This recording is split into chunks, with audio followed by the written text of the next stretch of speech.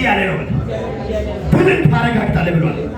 ስለዚህ በል ከዚህ በኋላ ስጋት፣ ፍርሃት፣ ማጣት፣ ድህነት፣ ጉስቁልና፣ በሽታ፣ ሞት አይችልም ማለት ነው።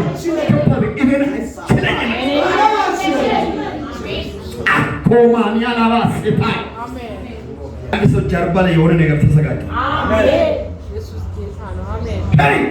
ዛሬ ሳምን ተሸክመት ይመጣል። አሜን። እነዚህ ሰዎች ተነስቶ ያለው ወደ ጴጥሮስ ሄዱ። ብሎኛል ተነስቶ ሄዷል፣ ወደ ኢየሩሳሌም ቀድሟል ብሏል እያሉ ሲመጡ ከእነሱ ጋር ደግሞ ኮተተ ለብሶ እየሮጡ ደግሞ እንደገና መጡ። ያዛ ዛሬ ሳምንት ይህን ድል ይዘህ ትሄዳለህ በል።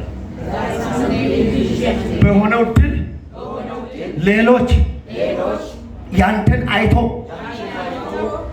ይመጣሉ በል። ታወራለህ።